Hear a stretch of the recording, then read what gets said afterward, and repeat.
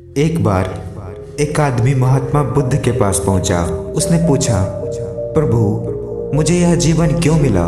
इतनी बड़ी दुनिया में मेरी क्या कीमत है? बुद्ध उसकी बात सुनकर मुस्कुराए और उसे एक चमकीला पत्थर देते हुए बोले, जाओ पहले इस पत्थर का मूल्य पता करके आओ, पर ध्यान रहे इसे बेचना नहीं है, सिर्फ मूल्य पता करना है।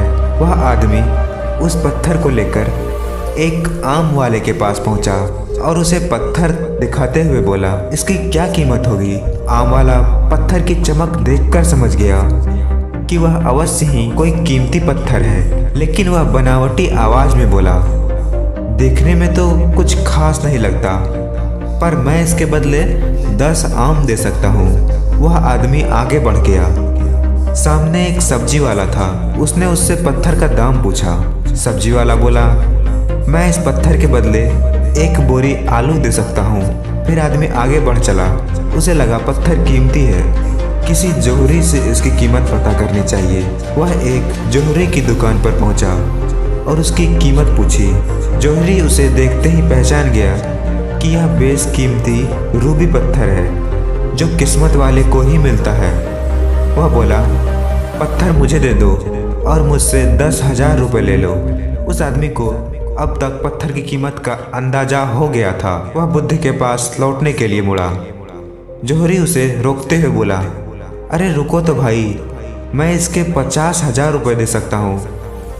लेकिन वह आदमी फिर भी नहीं रुका। जोहरी किसी कीमत पर उस पत्थर को अपने हाथ से नहीं जाने देना चाहता था।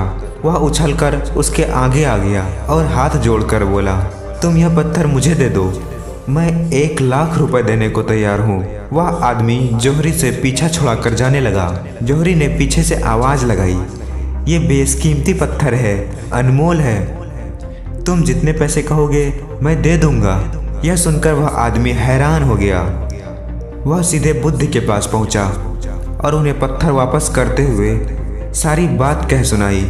बुद्ध मुस्कुराकर बोले, आम वाले ने इसकी कीमत 10 आम लगाई, आलू वाले ने 1 बोरी आलू, और जोहरी ने बताया कि अनमोल है। इस पत्थर के गुण जिसने जितने समझे उसने उसकी कीमत उतनी लगाई। ऐसे ही यह जीवन है। हर आदमी एक हीरे के समान है।